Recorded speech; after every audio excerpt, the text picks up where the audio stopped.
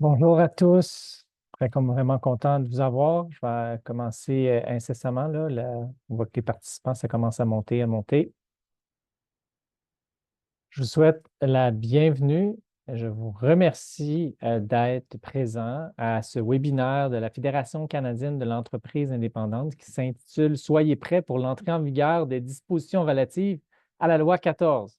On fait référence ici au projet de loi 96 qui est plus connu.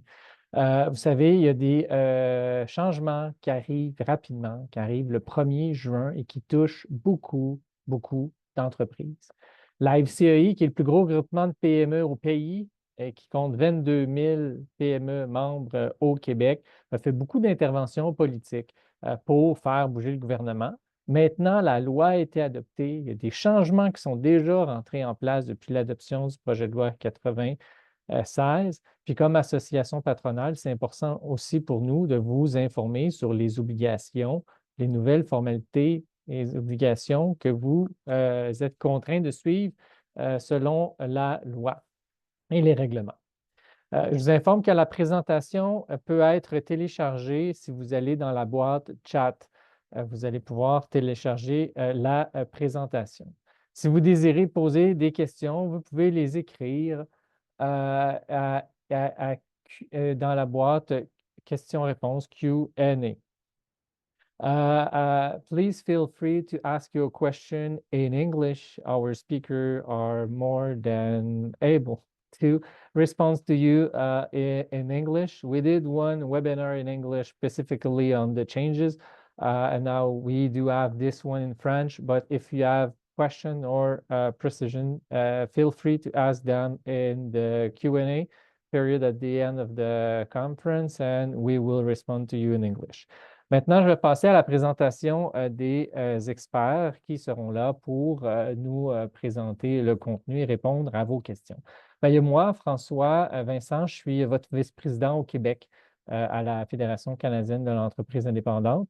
Je suis votre représentant auprès des gouvernements, auprès des médias pour faire valoir votre point de vue. Donc, quand vous répondez à nos sondages, quand vous nous envoyez des commentaires, quand vous parlez à votre représentant, quand vous appelez aux ressources aux entreprises, ça remonte, on l'entend et on le dit directement, sans filtre, aux décideurs politiques. Ça fait depuis 2002 que je fais des relations gouvernementales. Je suis à la FCEI depuis 2009. J'ai travaillé à la PCHQ de 2016 à 2019. Maintenant, on a trois experts. On est chanceux du cabinet Fasken qui vont nous faire la présentation. Julie Usanne-Nolin, Madame Maître Julie Usanne-Nolin, Maître Geneviève La Liberté et Maître Jean-Philippe Micus. Sans plus tarder, je leur laisse la parole et je vais revenir à la fin pour la période de questions. Merci. Merci beaucoup, François-Vincent. Ça nous fait grand plaisir de participer à cette présentation et c'est important pour nous d'aider tout le monde à comprendre ce qui se passe. Donc, on va parler de trois choses: des nouvelles dispositions en matière d'affichage public, les nouvelles dispositions en matière d'inscription de marque sur un produit et les questions de francisation. Donc, Geneviève et moi allons discuter des dispositions qui touchent aux marques et notre collègue Julie va discuter des dispositions en matière de francisation. On peut passer à la prochaine diapo. Donc, un bref survol. On va parler très brièvement du régime actuel, l'évolution de la réforme, parce que ça a changé au fil du temps, grâce entre autres à des représentations par des gens comme François Vincent, les modifications en matière d'affichage et d'emballage, les pouvoirs et les sanctions qui ont changé depuis 2022, mais qui vont s'appliquer maintenant à ces nouvelles dispositions, les modifications en matière de francisation, et ensuite on passera à la période de questions.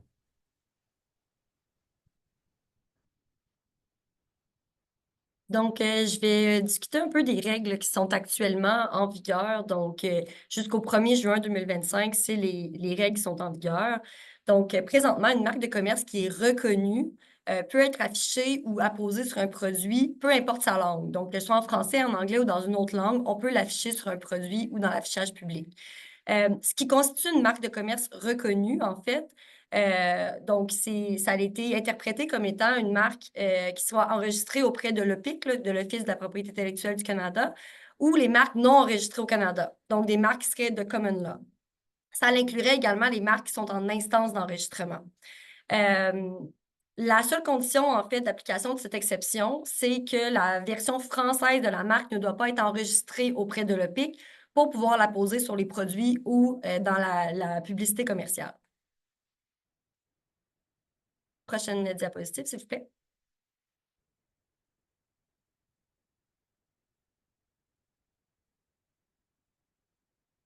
Pour ce qui est de l'affichage public visible de l'extérieur d'un bâtiment, donc on le sait qu'il y a des petites règles spécifiques qui sont présentement en vigueur par rapport à ça. En fait, il y a une exigence supplémentaire, donc on peut afficher la marque qui est dans une langue autre que le français, mais il doit y avoir la présence d'un terme générique ou d'un slogan en français avec une présence suffisante dans le même champ visuel, puis qui est inscrit de manière permanente. Donc, présentement, ce qui est possible de faire, par l'exemple qu'on a ici, donc Hardware King, c'est la marque de commerce, puis en fait, le mot centre de rénovation, qui est un slogan qui est dans le même champ visuel, puis il y a une présence suffisante de français.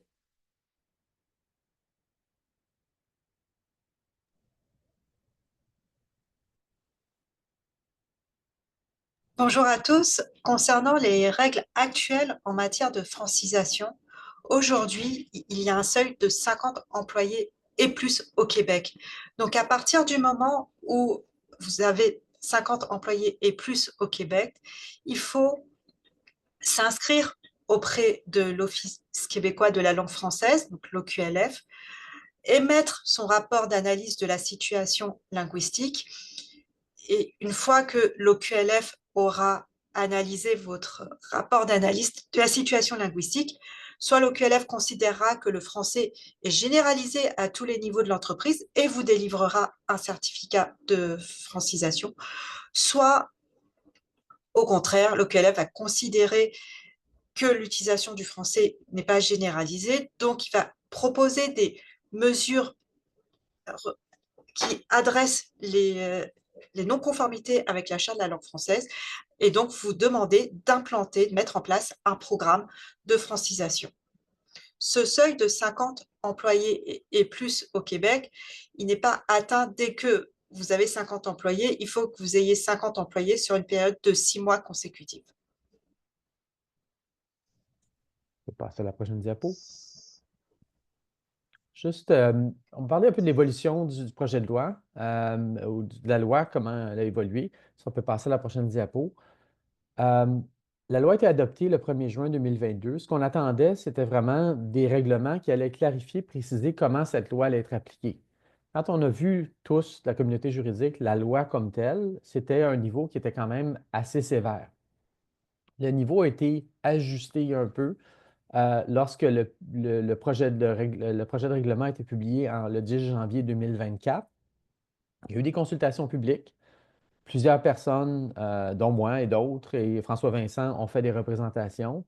Et le 19 juin, le gouvernement a publié la version finale, ce qui a donné lieu à des assouplissements. Donc, entre le projet initial en 2022 et le règlement final en 2024, il y a des assouplissements qui ont été faits. Donc, il faut faire attention que lorsqu'on va pitonner sur Internet et aller essayer de regarder des bulletins, selon la date du bulletin, vous allez voir des règles différentes. Donc, au fond, il faut regarder les bulletins qui sont postérieurs au 19 juin 2024, parce que sinon, vous allez avoir les mauvaises règles. Donc, on peut passer à la prochaine diapo. Donc, quelles sont les modifications qui sont apportées par rapport aux marques comme telles? Prochaine diapo.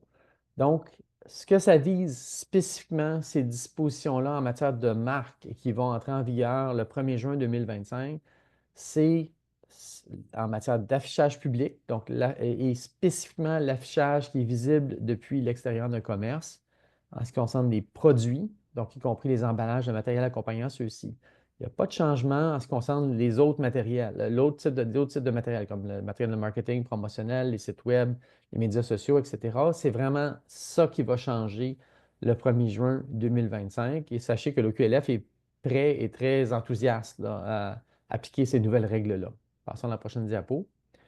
Ce qui est important de comprendre, si vous regardez sur Internet certaines publications qui portent sur des versions antérieures du règlement ou la version de la loi de 2022, antérieurement, on exigeait que vous ayez un enregistrement de marque pour éviter de la traduire, ce qui était très lourd et quasi impossible, compte tenu des délais à le pic, ça a été retiré. Donc, vous n'avez pas besoin de faire des démarches auprès de l'Office de propriété intellectuelle. Si vous avez véritablement une marque employée, vous pouvez, ça demeure une marque de commerce que vous n'avez pas à traduire comme telle. Ce qu'on vise à faire, avec des réserves et des nuances, mais ce qu'on vise à faire, c'est vraiment d'ajouter ou de jouer un peu avec les mots qui se retrouvent autour de ça.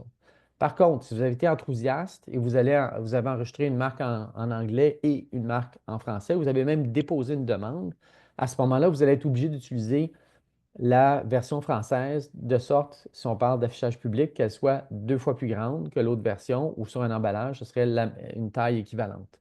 Donc, faites attention, puis si vous avez fait un dépôt en français alors que votre marque est vraiment en anglais, vous allez devoir revoir un peu tout ça.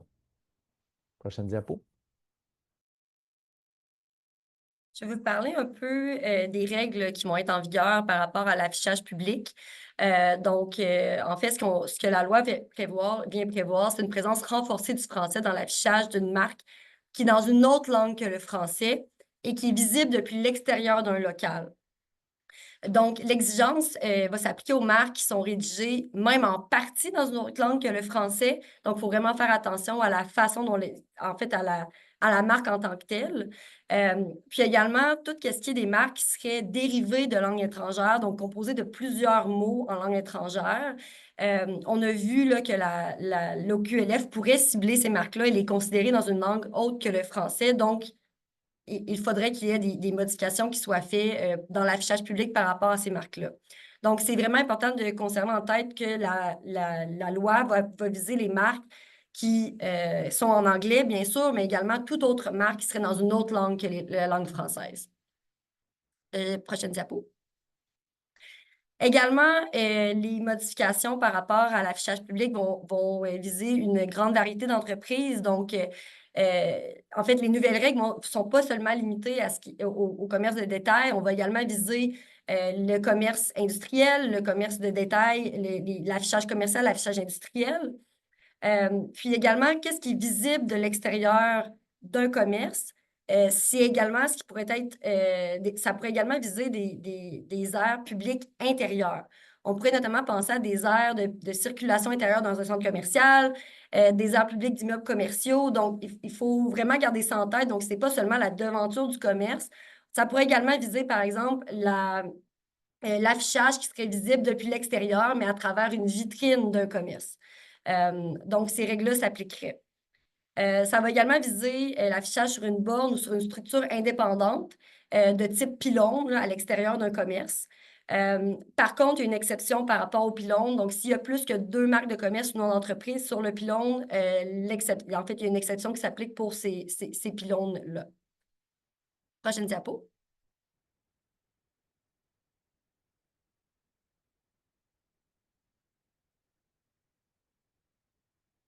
Prochaine diapositive, s'il vous plaît.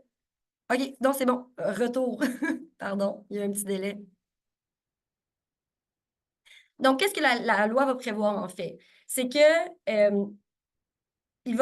la marque qui est dans une langue autre que le français va devoir être accompagnée de termes ou d'expressions en français qui devra être nettement prédominant par rapport à la marque qui est dans la langue autre que le français. Donc, ce n'est pas nécessaire de traduire directement la langue si c'est une marque qui est reconnue. Par exemple, une marque qui serait Hardware King n'aurait pas besoin d'être traduite. Par contre, elle va devoir être accompagnée de termes en français qui vont devoir être nettement prédominants. Qu'est-ce que la nette prédominance? Qu'est-ce que ça signifie? En fait, c'est que l'espace consacré au texte rédigé en français est au moins 2 fois plus grand que celui consacré au texte dans une autre langue que le français. Puis, cette nette prédominance-là va s'apprécier dans un même champ visuel. Donc, qu'est-ce qu'un même champ visuel? En fait, c'est le champ visuel qu'on voit et qu'on n'a pas besoin de se déplacer pour avoir le champ visuel complet du français à l'anglais. Également, la police de caractère du texte en français peut être plus petite, mais doit être facile à lire. Puis, la lisibilité et la visibilité, en fait, le texte en français doit être visible et lisible de façon au moins équivalente que la marque qui est reconnue. Donc, les mots en français doivent être là de façon permanente et doivent être visibles également. Prochaine diapositive. Également, dans l'évaluation de la nette prédominance, il y a certains mots qui vont être, qu'en fait, il y a des exceptions de mots qui ne seront pas comptés dans la nette prédominance en français. Notamment, on ne comptera pas dans le calcul les heures d'ouverture, le numéro de téléphone, l'adresse, les chiffres, les pourcentages, les articles définitifs, par exemple, la, les, c'est pas compté dans le calcul de la nette prédominance. Les patronymes, les toponymes non plus. Donc, ce qu'il faut comprendre, c'est que sur une marque qui ne serait pas en français, on doit ajouter des slogans, des termes descriptifs, des produits, des services, des termes décrivant la qualité des produits et des services pour qu'il y ait une nette prédominance du français dans l'affichage public. Prochaine diapositive. On a quelques exemples qui sont tirés de l'OQLF. J'aime beaucoup l'exemple de gauche avec le terme boucherie. Donc, on voit que la marque de commerce, c'est Best Beef. Puis, dans le même espace visuel, on a des termes en français, donc boucherie, charcuterie, traiteur. Donc, on voit que visuellement, les termes français occupent 2 fois plus de place que les termes en anglais. Puis, il y a une nette prédominance du français, en fait. Prochaine diapositive. On a un peu les mêmes exemples ici, encore une fois, tirés du site de l'OQLF. Donc, à gauche et à droite, on a des marques qui sont dans une langue autre que le français, donc des marques en anglais. Puis, on a ajouté des termes descriptifs pour permettre qu'il y ait la nette prédominance du français, notamment boutique de mode, vêtements de luxe pour tous. Et on voit que c'est dans le même champ visuel dans tous les cas. La même chose à votre droite, donc on a ajouté les termes boucherie, saveur et fraîcheur qui en fait un slogan ajouté pour assurer la nette prédominance du français. Prochaine diapo. Alors, on passe maintenant aux produits. Juste une petite introduction rapide là-dessus. La règle en matière de produits a toujours été et toujours une règle où tout doit être traduit, sauf exception. Évidemment, lorsqu'il y a une marque de commerce, celle-là, lorsqu'elle est reconnue, elle ne doit pas être traduite. Maintenant, qu'est-ce qu'on vise spécifiquement dans ces modifications-là? C'est qu'il y a certaines entreprises, surtout des moyennes ou des grandes entreprises, qui ont fait des démarches pour enregistrer des marques, qui comprennent non seulement leur marque comme telle, mais aussi certains mots descriptifs qui peuvent décrire la saveur, etc., ou des caractéristiques fonctionnelles, etc. Et la position prise par ces entreprises-là, c'est que mon enregistrement de marque inclut un ensemble de termes. Et donc, c'est cet ensemble de termes-là qui est la marque enregistrée. Et donc, vous ne pouvez pas me forcer à traduire ces termes-là. Ils peuvent rester tels quels. Ça, c'est quelque chose qui a beaucoup irrité le ministre. Et il a décidé de faire en sorte que même si ces entreprises-là ont des enregistrements de marque, on va forcer la traduction de certains termes même s'ils sont inclus dans la marque. Donc, au fond, ici, on vise spécifiquement cette pratique-là. Évidemment, si vous écoutez ce webinaire et vous n'avez pas d'enregistrement de marque, vous pouvez vous dire, ben, écoutez, ça ne me concerne pas nécessairement. En fait, oui, surtout si vous revendez des produits de tiers. Donc, si certaines des parties avec lesquelles vous traitez vous vendent des produits et les emballages incluent plus de termes en anglais qu'ils devraient ou en langue étrangère, spécifiquement du fait d'un enregistrement de marque, ben, après le 1er juin 2025, ça va changer, les règles changent et donc ça se peut que ces produits deviennent non conformes. Est-ce que vous allez être responsable directement? Oui, parce que c'est vous qui vendez ces produits-là. Il y a d'ailleurs beaucoup de grands détaillants qui imposent à leurs clients un respect très strict des règles en matière de charte de la langue française pour les produits pour éviter leur propre responsabilité. Donc, si vous êtes un intermédiaire, vous êtes concerné par cela. Et donc, si certains de vos fournisseurs ne connaissent pas ces changements qui sont apportés, ça peut faire en sorte que vous soyez dans l'illégalité. Donc, encore une fois, on a échappé à l'enregistrement, la nécessité de posséder un enregistrement ou une demande d'enregistrement pour éviter de traduire. Par contre, encore une fois, si quelqu'un a fait une demande ou un enregistrement en français, ça doit être employé dans les deux langues et avoir une importance visuelle au moins équivalente. Prochaine diapo. Donc, c'est vraiment la traduction des termes génériques qui sont inclus dans un enregistrement de marque qui sont visés. Donc, en principe, ce qui est enregistré, on n'a pas à le traduire, mais s'il y a des termes qui sont des termes génériques ou descriptifs, on doit traduire ces termes-là. Et ça vise le produit, mais aussi les emballages, les étiquettes, la documentation jointe. Prochaine diapo.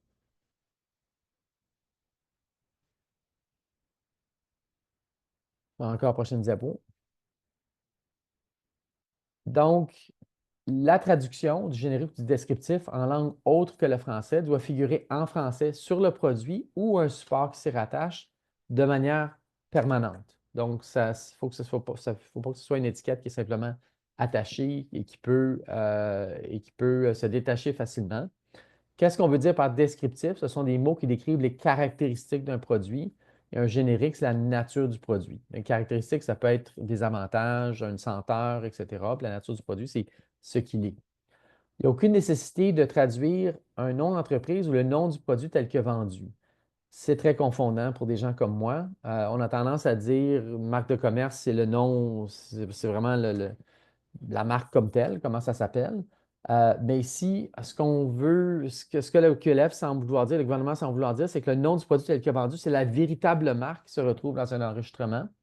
Donc, par exemple, si ma marque, c'est Daisy, et sous Daisy, c'est écrit Orange Scent. Et Orange Scent fait référence à la description d'une caractéristique du produit, qui a une senteur à l'orange. Dans leur esprit, la véritable marque, ça veut dire Daisy, qui serait la marque principale. Et voilà. Donc, c'est un peu confondant. Le nom d'entreprise, c'est le nom d'affaires de l'entreprise. Donc, on n'a pas à traduire ces éléments-là. Prochaine diapo. Il y a des exceptions. Il n'y a aucune nécessité de traduire ce qui s'appelle une appellation d'origine. Donc, c'est des dénominations commerciales issues d'un nom géographique qui servent à désigner un produit originaire d'un lieu donné et répondant à certains critères de production, ce qui est très connu dans le domaine alimentaire, des boissons, etc., notamment les boissons alcoolisées, comme Chianti en particulier. Et ce n'est vraisemblablement pas limité aux appellations reconnues légalement. Il y a aussi des noms distinctifs à caractère culturel qui sont exclus, qui visent probablement des indications reconnues parmi une communauté culturelle. Ça peut être des produits spécifiques à cette communauté culturelle avec un nom particulier dans une autre langue. Donc, ça, c'est une nouvelle terminologie qui n'existe pas en ce moment dans le règlement ou la loi. Donc, on va probablement voir comment ça va évoluer et comment ça va être interprété. Prochaine diapo. Alors, qu'en est-il des marques qui portent spécifiquement sur des caractéristiques ou des fonctionnalités d'un produit? Donc, par exemple, je vous disais qu'il y avait Daisy qui était là, qui était ma marque, ma véritable marque. Mais qu'arrive-t-il si j'ai mis Orange Plus comme étant une marque qui évoque la senteur du produit, mais moi, je prétendrais que c'est une marque. Ça pourrait ne pas se qualifier, ça ne se qualifie pas en tant que nom du produit tel que vendu. Et ça se peut que certaines parties qui veulent faire valoir que cet élément spécifique, qui est combiné avec Daisy, que ce soit une marque en soi, bien, il faudra faire un enregistrement, peut-être envisager un enregistrement distinct auprès de l'Office de propriété intellectuelle pour ces marques qui visent des caractéristiques ou des fonctionnalités pour pouvoir se défendre plus adéquatement contre l'OQLF. Et ce sera le même raisonnement pour les marques qui sont des slogans descriptifs. Si vous voulez prétendre que c'est une marque, le fait de la combiner avec Daisy dans mon exemple, ça ne suffira plus. Donc, si vous pensez que votre slogan descriptif est une marque en soi, il va falloir faire une demande d'enregistrement spécifiquement pour ça. Prochaine diapo. Alors, si on voit ici, quand on dit, c'est qu'au fond, ce qu'il faut comprendre de l'exemple, c'est difficile un peu à comprendre, c'est que dans l'ancien système, si quelqu'un avait enregistré l'ensemble du devant du produit en anglais, théoriquement, la personne pouvait utiliser tous ces mots-là en anglais. Et évidemment, avec la réforme, on ne peut plus dire que ces mots, au-delà de Happy Teeth, font partie de la marque. Donc, il faut traduire tout le reste. Donc, vous remarquerez qu'il y a un slogan aussi qui est traduit. Prochaine diapo. Même chose ici. Donc, on voit ici, dans cet exemple-là, Best Soap est reconnu comme étant, même si c'est en anglais, est reconnu comme étant une marque de commerce, ce qu'ils appellent le nom du produit tel que vendu. Dans l'ancien exemple, vous voyez qu'il y avait des termes, on assume ici que l'enregistrement auprès de l'Office de propriété intellectuelle était de Best Soap, Parent Lavender, Moisturizing Hand Soap, Cleans 99% of bacteria and deeply moisturizes. Donc, c'était que tout ça avait été enregistré. Et au fond, ce que le ministre de l'OQLF souhaite, c'est qu'au fond, on ne puisse utiliser cette exception et qu'on soit obligé de traduire ces mots descriptifs autres que ce qu'ils appellent le nom du produit tel que vendu. Prochaine diapo. Il y a un délai de grâce pour écouler les produits fabriqués avant le 1er juin 2025. Ce ne sont pas les produits que vous avez reçus avant le 1er juin 2025. C'est vraiment, ça porte sur la date de fabrication. Donc, vous avez jusqu'en 2027. Il y a aussi une exception qui vise certains produits qui correspondent à des normes qui sont mentionnées ici, des normes essentiellement fédérales de Santé Canada. Prochaine diapo. Ici, autre précision, le projet de règlement initial envisageait de forcer la traduction des affichages électroniques se faisant sur des produits via un logiciel embarqué. Pour l'instant, ce n'est plus envisagé pour le 1er juin 2025. Prochaine diapo. Je vais vous parler maintenant des cas particuliers, de marques particulières, donc qui sont pré-changées de diapo. Qu'est-ce qu'on peut dire par langue autre que le français? En fait, c'est pour, comme je l'ai déjà dit, comme je l'ai déjà mentionné, la loi 96 vise les marques qui sont rédigées dans une langue autre que le français. Donc, ça touche nécessairement les marques en anglais, mais aussi toutes les marques qui seraient dans une langue étrangère, peut-être même des marques qui seraient dans une langue morte, par exemple le latin. Beaucoup de marques pourraient être visées, puis on se questionne en fait à savoir, parce que clairement l'OQLF et le ministre, leur but, vise particulièrement l'anglais, mais on se demande si l'OQLF va d'abord aller vers les marques anglais, les marques qui seraient en anglais, ou peut-être aller de façon plus large à toute marque qui serait dans une langue étrangère autre que le français. Prochaine diapo. Puis qu'est-ce qu'il y en a des marques inventées? C'est une bonne question. Donc, techniquement, une marque inventée, qu'est-ce qu'une marque inventée? Ce serait un ensemble de lettres qui n'a aucun sens inhérent dans une langue, puis qui est destiné à être utilisé comme une marque de commerce. Donc, vraiment, un mot qu'on a inventé. On a des exemples ici comme Obvia, Olysée, Zerk, qui sont des mots qui ne veulent rien dire, en fait, qui ont été inventés. Normalement, ces marques-là, comme elles ne sont pas des marques dans une langue autre que le français, ne devraient pas être visées, en fait, par la loi. Ça ne devrait pas poser problème. Par contre, l'OQLF, dans ses pratiques récentes, on a tendance à penser que l'OQLF pourrait contester certaines marques qui sont inventées parce que ce seraient des marques qui pourraient contenir des mots tirés d'une langue autre que le français. Prochaine diapo. Par exemple, on pourrait penser à des marques comme SensiSmart, Omnisoft, Extra Food, Interworld. Donc, on sait que c'est des marques qui sont inventées. Ce pas des mots qui existent dans le langage commun, ni en anglais, ni en français, ni en une autre langue. Par contre, c'est des marques qui contiennent des mots en anglais ou autres langues. Donc, on a tendance à penser que l'OQLF pourrait considérer que c'est des marques qui sont dans une langue autre que le français et donc d'appliquer les règles à ces marques-là. Notamment, là, des marques qui pourraient employer des suffixes qui sont populaires, puis c'est à garder en tête lorsque vous trouvez une nouvelle marque ou si vous avez déjà ces marques-là, en fait, des marques qui pourraient contenir des suffixes comme soft, top, good, over, super. C'est des marques qui pourraient potentiellement être considérées comme dans des marques autres qu'en français et pour lesquelles les dispositions dont on discute aujourd'hui pourraient s'appliquer. Pour ce qui est des noms, des prénoms, donc un nom de famille, un prénom, un nom de personnage, un nom distinctif à caractère culturel peut figurer en fait sur un affichage ou un produit sans traduction française. Donc ça, il n'y a pas de problème. Donc ça pourrait être un nom qui serait traditionnellement dans une autre langue que le français. On peut l'utiliser dans l'affichage et sur les produits. Attention, par contre, il faut quand même garder en tête les droits des marques des commerces qui rend en fait l'enregistrement d'une marque qui contient un nom, un prénom assez difficile pour tout ce qui est en fait le nom d'un prénom d'un particulier vivant on considérait que ce pas des marques qui seraient distinctives. Donc, c'est à garder en tête, en fait, pour l'adoption d'une telle marque. Prochaine diapo. Pour ce qui est des noms géographiques, c'est le même concept qui s'applique en fait un nom géographique dans une langue autre que le français, que ce soit en fait un endroit qui sera à l'extérieur du Québec ou situé au Québec et qui est officialisé par la Commission de toponymie du Québec, c'est quand même important.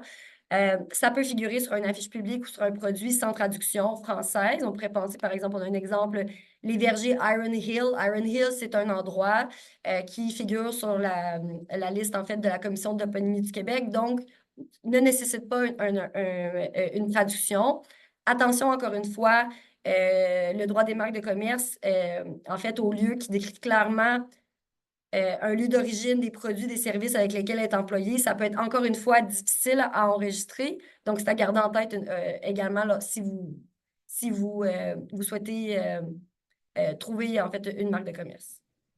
On va passer aux pouvoirs et sanctions accrus de l'OQLF, qui existent depuis, ces pouvoirs et sanctions accrus existent depuis 2022, mais particulièrement pour l'affichage public, c'est quelque chose qui va avoir beaucoup d'impact pour les gens qui suivent ce webinaire et qui ont des affichages qui sont non conformes. Alors, au niveau des plaintes, toute personne peut porter plainte. On ne peut pas faire de représailles à l'encontre de ce genre de personnes-là. S'il y a une enquête, l'OQLF peut pénétrer sur les lieux, prendre des photos, accéder à des postes, les données informatiques, etc. Donc, un enquêteur peut pénétrer, si vous avez un commerce de détail, peut pénétrer dans vos locaux et examiner qu'est-ce qui est là. Vous ne pouvez pas les empêcher d'accéder. Prochaine diapo. Les pouvoirs sont élargis.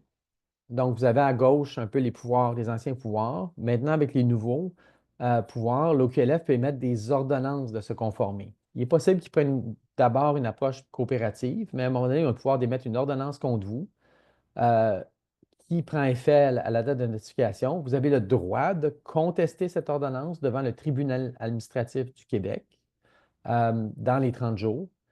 Si la contravention continue, vous ne contestez pas, la contravention continue, il peut y avoir une poursuite pénale par le DPCP. Et l'OQLF peut également demander une injonction, par exemple, si vous avez un affichage non conforme, pour retirer votre affichage, qui peut être assez sévère. Au niveau des sanctions, vous voyez entre la gauche et la droite, elles ont augmenté de manière significative. Et aussi, ce qui est important pour l'affichage public et même l'offre de produits en magasin, chaque jour d'infraction continue constitue une infraction distincte. Donc, si vous êtes un contrevenant pendant 60 jours, vous multipliez par 60 ces amendes-là. Donc, ça peut être énorme, ces amendes-là. On continue. Autre changement, avant le projet de loi 96 ou la loi 14, il n'y avait aucune responsabilité personnelle. Maintenant, les administrateurs peuvent être tenus personnellement, sauf s'ils font la preuve qu'ils ont eu une diligence raisonnable.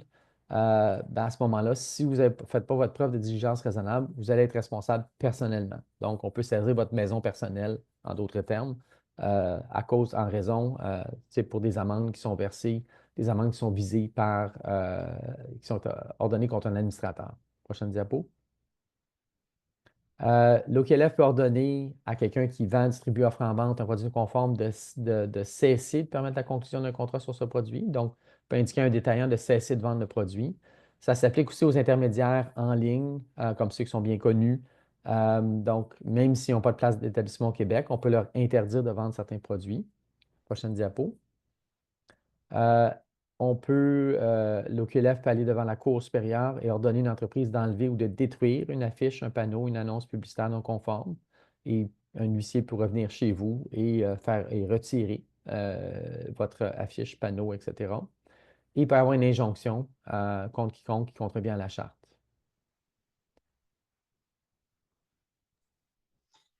Maintenant, on va parler des règles de francisation qui ont été mises à jour avec le projet de loi 96, donc la loi 14.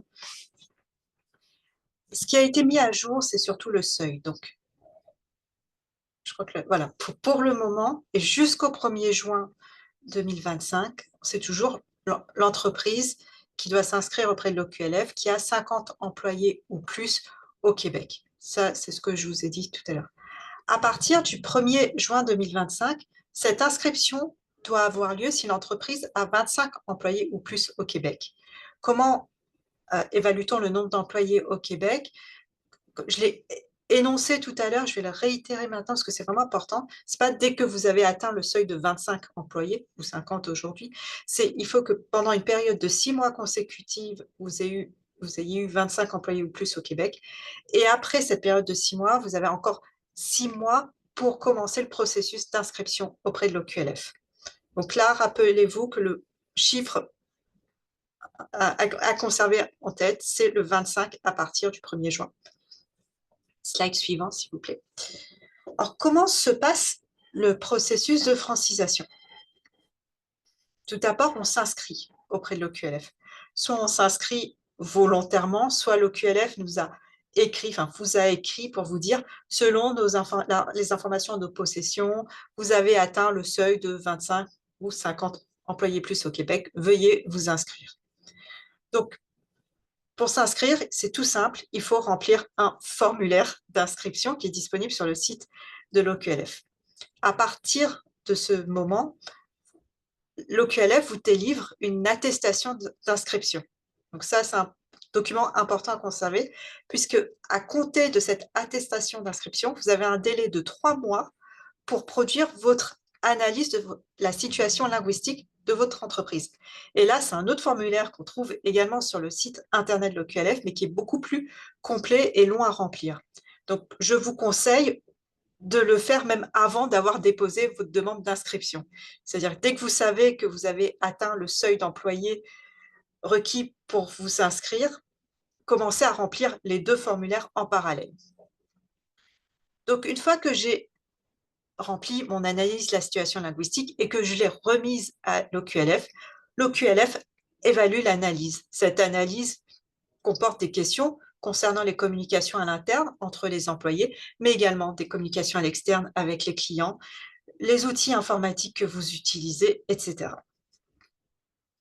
Si l'OQLF considère que le français n'est pas généralisé au regard de cette analyse, que se passe-t-il? Elle va vous imposer la mise en œuvre d'un programme de francisation ou d'un plan d'action. Ce programme, c'est une liste des lacunes que l'OQLF a identifiées qui peut être discutée avec l'OQLF. Donc, on a 3 mois en général pour approuver ce programme. Donc, l'entreprise a 3 mois à compter du moment où elle le reçoit pour approuver le programme. Mais ça ne veut pas dire que les mesures à mettre en place doivent être remplies dans un délai de 3 mois. C'est vraiment, il faut négocier la durée des mesures à mettre en place avec l'OQLF et en général, il accepte. Au contraire, et la bonne nouvelle, si l'OQLF considère que le français est généralisé, je dirais que ça s'arrête là, l'OQLF vous fournit un certificat de francisation. Un certificat de francisation est très utile, notamment pour les entreprises qui contractent avec l'administration. Ça donne en plus une bonne image de l'entreprise et l'OQLF sur son site a la liste des entreprises certifiées. Donc, tout ce processus est déjà en vigueur. Le seuil a juste été abaissé avec la loi 14 et donc à partir du 1er juin 2025, ce seuil sera abaissé à 25 employés et plus. Autre chose que je voudrais préciser, c'est ce processus doit être renouvelé tous les 3 ans avec le rapport triennal. Comment compte-t-on ce nombre d'employés au Québec? Bon, comme je l'ai dit, il faut que le nombre d'employés, 50 aujourd'hui, 25 à partir du 1er juin, soit atteint pendant une période de 6 mois consécutive. Mais quels employés prend-on en compte? Est-ce qu'on prend les employés à temps partiel, à temps plein, les travailleurs autonomes, etc. Donc, il y a plein de questions qui sont posées et effectivement, de manière générale, on va prendre en compte les employés qui sont à temps plein, à temps partiel, parfois même des travailleurs autonomes s'il y a un lien de subordination.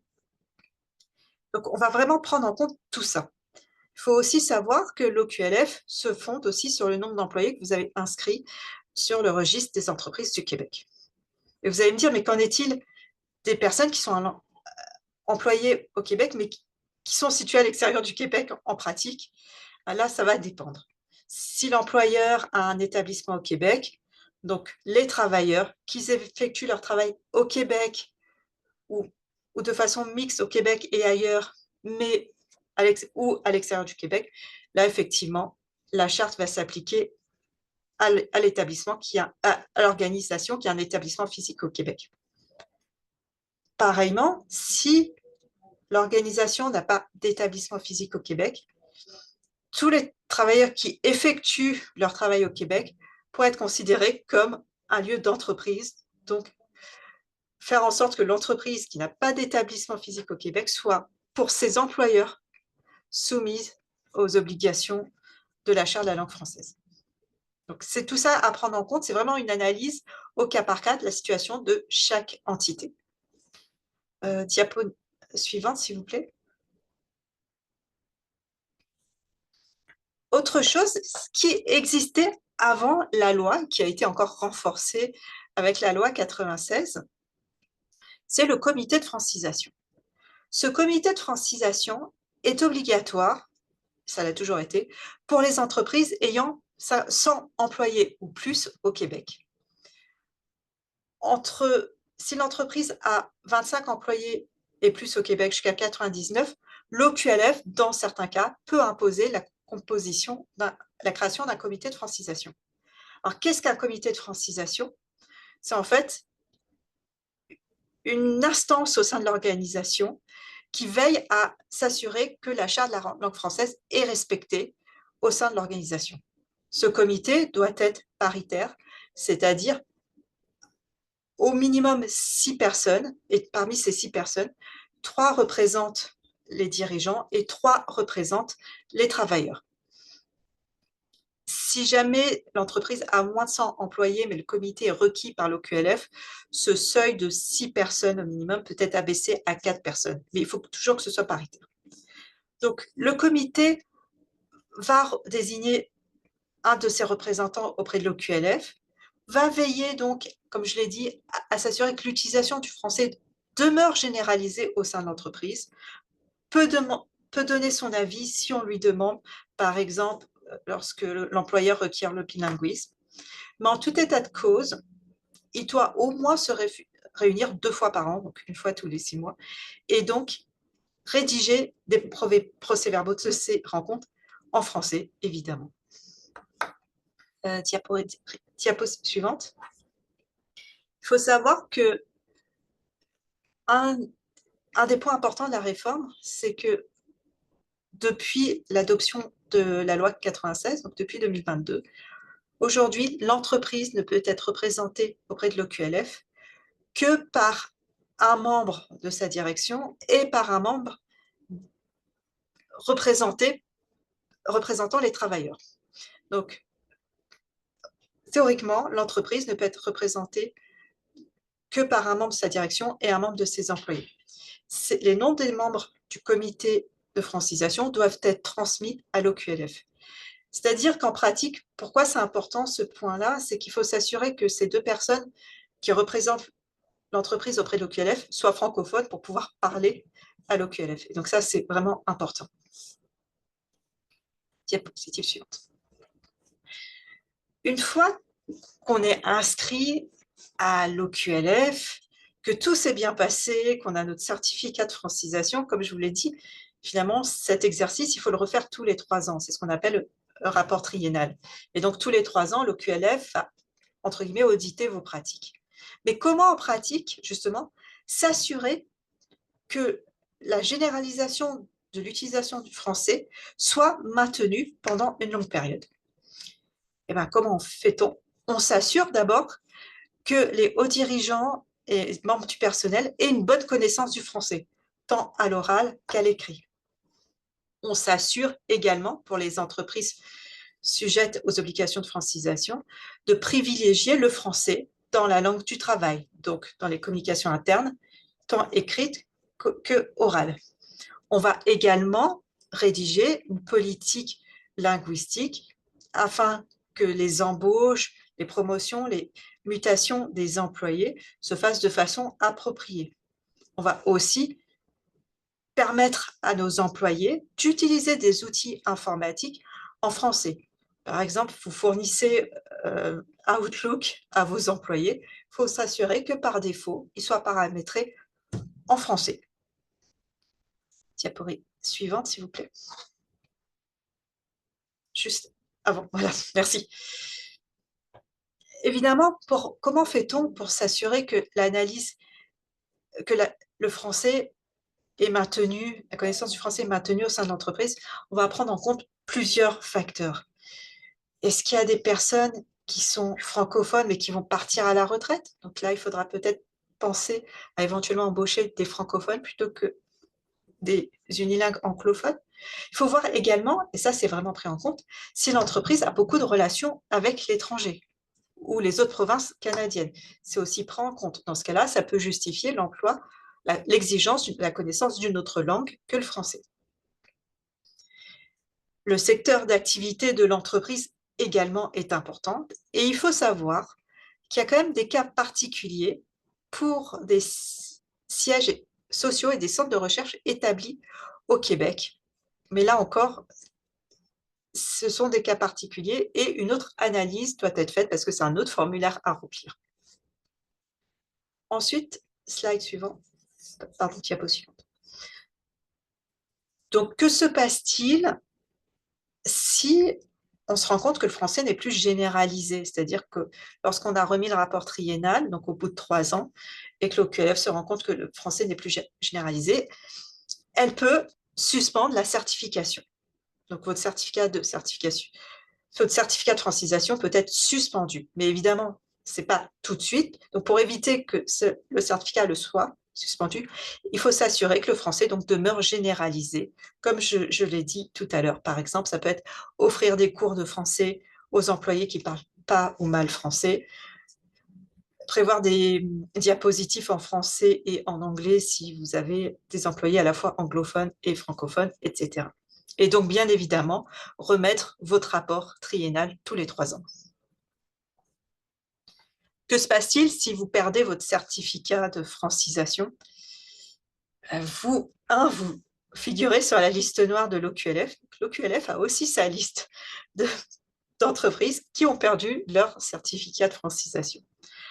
Les conséquences principales, c'est que vous ne pourriez plus conclure de contrat avec l'administration, ni même recevoir de subventions de l'administration.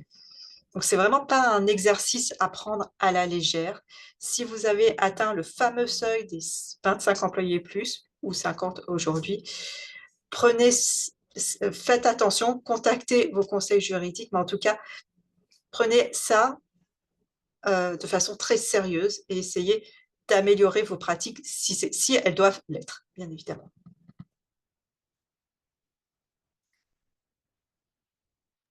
Parfait, merci beaucoup. On arrive à la période des questions. On a beaucoup de questions. On a 12 minutes devant nous. Donc, je vais commencer par les questions qu'on a reçues avant le webinaire. Puis ensuite, je vais rentrer dans les questions qui rentrent actuellement. Si on peut avoir des réponses courtes, ce serait super. Une question qui m'a particulièrement intéressée. J'ai une librairie anglophone. Comment la loi s'applique-t-elle dans mon entreprise vu que tous mes produits sont en anglais? Geneviève? Oui, en fait, pour les produits culturels, la loi prévoit des exceptions. Donc, vous pouvez continuer à vendre vos produits en anglais sans problème. Par contre, pour tout ce qui est affichage public de l'extérieur du commerce, normalement, il devrait y avoir une traduction. En fait, les règles d'affichage extérieur vont s'appliquer également pour la librairie anglophone. En lien avec l'affichage extérieur, il y a un entrepreneur qui a dit, moi, j'ai des remorques avec toile. Est-ce qu'on considère l'affichage extérieur comme le nom, le logo de mon entreprise sur ces remorques-là? Encore une fois, en fait, ça va dépendre où sont situées les remorques extérieures. Si la remorque, elle est stationnée à côté pour faire de la promotion, on considère que ça va sûrement faire partie de l'affichage extérieur, donc les règles vont s'appliquer. Si les remorques sont utilisées pour faire du transport interprovincial, à ce moment-là, les règles, il y a une exception, donc les règles ne vont pas s'appliquer. Donc, ça va vraiment dépendre de comment les remorques sont utilisées, en fait, dans la pratique de l'entreprise. OK. Donc, quand elle roule sur la route, c'est pas assujetti? Non, parce que ce n'est pas de l'affichage extérieur d'un commerce, en fait. Ce qui va s'appliquer, c'est les règles générales de traduction en français, par contre. Mais pas pour la marque de commerce nécessairement. OK. J'ai trois questions qui touchent à l'affichage de produits. Un magasin qui est impossible de trouver des produits en français, mais qui sont essentiels pour son entreprise. Est-ce qu'il faut qu'il étiquette ses produits lui-même? Il y en a un autre qui dit aussi, I import all my products from Europe. Am I supposed to translate every detail on the box or packaging? Puis une autre qui dit aussi que devons-nous modifier les noms de produits en français si ceux sont soumis en anglais par nos fournisseurs? Oui, plusieurs réponses à cette question-là. Premièrement, la règle générale, c'est que tout doit être traduit pour ce qu'on vend. Il y a des exceptions particulières. On a mentionné les produits culturels. Il y a des produits qui proviennent de l'extérieur dont l'utilisation est peu répandue au Québec et qu'il n'y a pas de produit de remplacement. Là, à ce moment-là, on peut avoir des inscriptions qui sont rédigées uniquement en langue étrangère, mais ça, dans ce cas-là, ça va dépendre s'il y a d'autres produits de remplacement. Si c'est un produit qui est vraiment, vraiment spécifique, il n'y a rien d'autre qui est disponible avec un emballage en français, oui, ça peut s'appliquer, mais en principe, oui, on doit traduire et on doit apposer des nouvelles étiquettes sur ces emballages-là.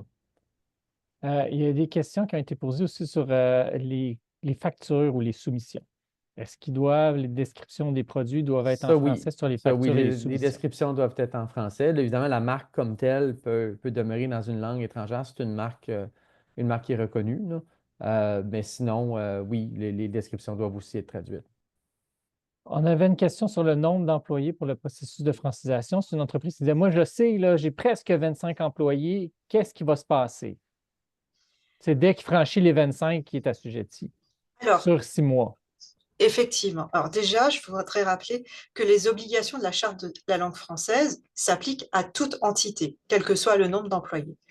Les obligations de francisation, ce sont des obligations supplémentaires pour les entreprises qui ont plus de 25 et plus employés.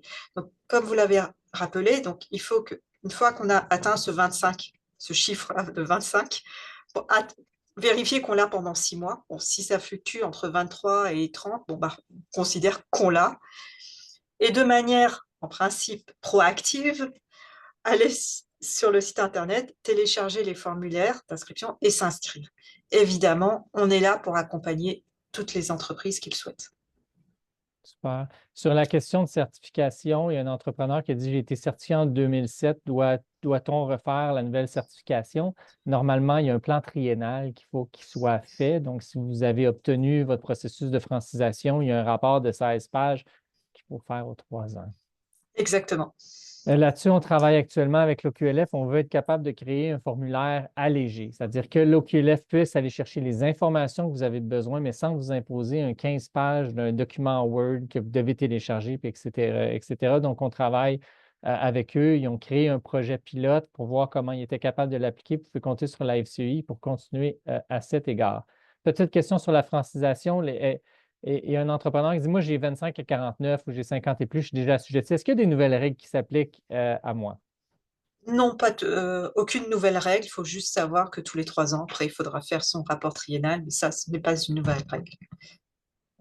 Il y a des questions qui relèvent peut-être des réformes sur l'immigration, mais il y a des questions qui étaient posées sur les aspects de la réforme de l'OQLF, puis les nouvelles demandes sur les travailleurs étrangers temporaires ou les ententes avec le MIFI. Ça, est-ce que vous pouvez apporter une précision là-dessus? Je pense que là, il y a peut-être d'autres formalités de d'autres lois ou règlements qui s'appliquent. Je peux commencer, puis si mes collègues veulent intervenir, qu'ils n'hésitent pas.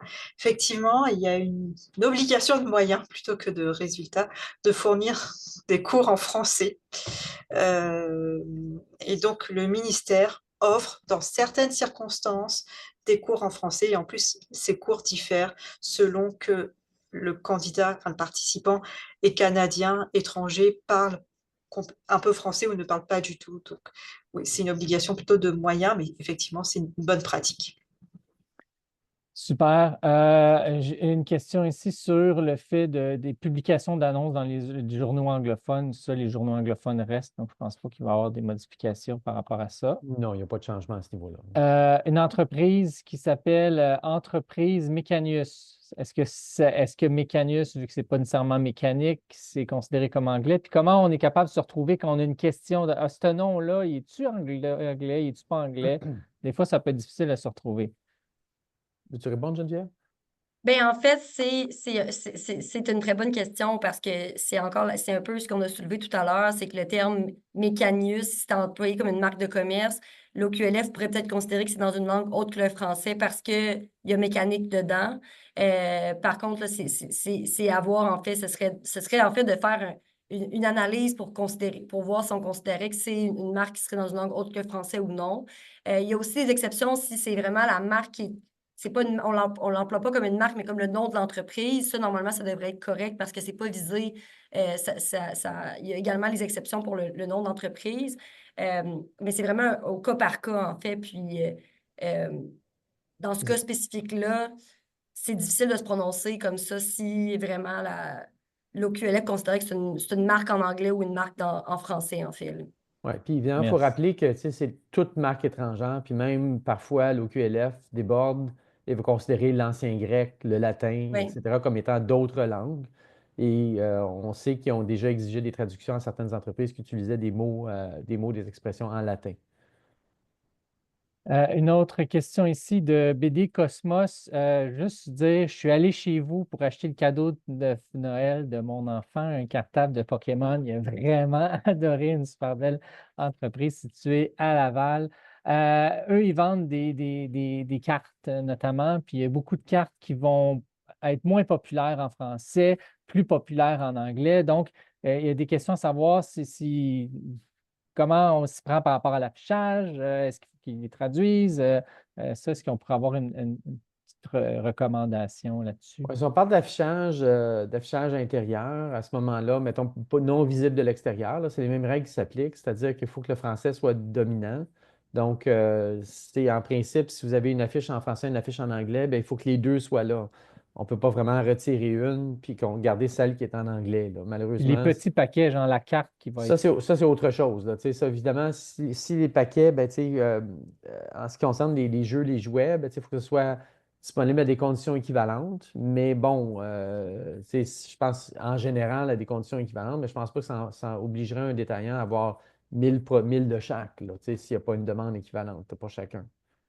Mais il faut que ce soit King disponible. Van Duong qui dit tout est compliqué pour les entreprises au Québec. D'accord. Puis la FCI, on est là, on travaille beaucoup pour l'allègement réglementaire. Vous pouvez compter sur nous. Question de Francine, est-ce que ça implique les réseaux sociaux aussi? Non, cette réforme-là ne touche pas aux réseaux sociaux comme tels, là. Donc, Ouais. les réseaux sociaux peuvent être visés par les règles en matière de publicité, de marketing, donc ils vont exiger une traduction, mais ça dépend un peu des types d'interactions, là. Mais ça, c'est des règles qui sont existantes. Donc, l'OQLF va vous dire si vous faites quelque chose qui est un contenu de marketing via des réseaux sociaux en anglais seulement, mais il faut mettre une traduction. J'ai une question ici parce que Isabelle qui pose une question d'un garage automobile qui a des produits qui vendent pour la sécurité qui sont juste en anglais. Et où la responsabilité du fournisseur ici qui va vendre à des détaillants des produits, que ce soit En termes de automobile responsabilité du fournisseur, c'est une question qui devient une question contractuelle. Donc, ça dépend un peu du contrat qu'on a avec ces gens-là. Je pense que les entrepreneurs québécois qui achètent d'autres personnes ont intérêt à avoir des conditions contractuelles qui vont inclure la conformité à la Charte de la langue française et être vigilants à ce côté-là. Comme ça, si jamais il y a un problème, ils peuvent retourner les produits ou avoir un recours contre cette personne-là si ces produits sont non conformes. Donc, ça, c'est important de regarder ces contrats avec ces fournisseurs extérieurs. Comme je disais, euh, il y a beaucoup de grandes entreprises, grands détaillants québécois qui qui font cet exercice-là depuis longtemps et sont très agressifs avec certains fournisseurs. Évidemment, si on est une petite entreprise, on a moins de choix, de moyens, là, mais quand même, il faut faire attention. Peut-être qu'il faut changer si la personne ne souhaite pas se conformer, il faut peut-être envisager d'autres fournisseurs. Sur les amendes administratives, on a parlé de la première, deuxième, troisième. Après ça, que c'est multiplié par les jours. Il y a une question super pertinente à savoir quand est-ce que ça s'applique? Est-ce que c'est au moment où il y a une plainte? Est-ce que c'est au moment que l'OQLF arrive ou c'est quand c'est C'est à partir du transféré au moment de DPCP? l'ordonnance. C'est vraiment au moment où l'ordonnance est émise. Ça, l'ordonnance, c'est un élément c'est un moment dans le temps qui est important. C'est pour ça qu'il faut la contester là, si pour la faire annuler. Mais c'est vraiment à partir de ce moment-là. Donc, c'est pas une lettre de l'OQLF comme telle, là. Ça se peut que l'OQLF transmette une lettre exprimant des préoccupations, mais ce n'est pas l'ordonnance. Ça, c'est juste une amorce, une première discussion. Je vais poser des questions en rafale, puis après ça, les questions, on va faire des suivis pour vous répondre. N'hésitez pas aussi à entrer en contact avec les ressources aux entreprises. Puis on a un site qui est dédié aussi, ou même d'appeler des fois l'OQLF, où vous avez les experts ici si vous avez aller plus loin ou avoir besoin de FastScan dans ce dossier-là. C'est les commentaires éditorial, mais qui est bon, est-ce que les casinos vont modifier leurs machines qui sont une langue anglaise? Souvent, là, on demande à d'autres de faire ce qu'eux-mêmes ne font pas au niveau de l'administration gouvernementale. Après ça, je revois, c'est encore des questions sur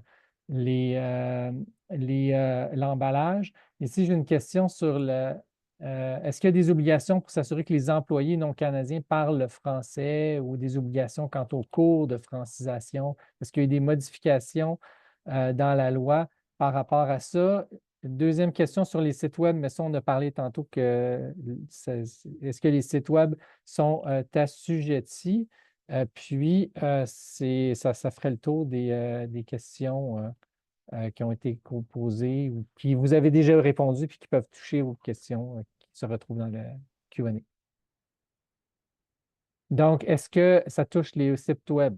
Oh, excusez, les modifications ne touchent pas les sites web. Par contre, les sites web sont visés par la charte présentement. Donc, il y a quand même une obligation, c'est considéré comme de la publicité commerciale, qu'il y ait une traduction des sites web. Mais ce n'est pas visé par les modifications du projet de loi 96, en fait.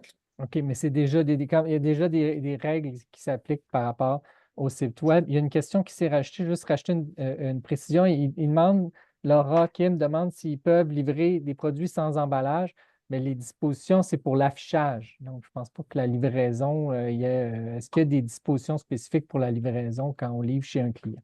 Ben, en fait, ça va être l'emballage. C'est l'emballage en tant que tel. C'est ça, c'est l'emballage du produit, mais ça peut être sur le produit directement si le produit n'a pas d'emballage, en fait, puis que la marque sur le produit, ça va s'appliquer aussi, là. Merci pour vos précisions. On voit que c'est une règle qui est complexe, qui a plein de ramifications, puis de détails. On peut simplement vous remercier d'avoir pris votre temps. Vous êtes 3 experts qui sont reconnus. C'est très généreux de votre part d'être venu rencontrer les centaines d'entrepreneurs ici pour partager votre savoir puis essayer de les épauler dans ces changements majeurs qui arrivent très rapidement. Puis, vous pouvez compter sur la FCI pour vous informer. On a nos représentants aussi qui vont rencontrer des entrepreneurs pour justement les informer parce que c'est très peu connu encore que ça arrive rapidement. Là encore, merci aux experts de FastScan. Merci beaucoup pour la participation de tous les entrepreneurs qui étaient présents aujourd'hui. Au revoir.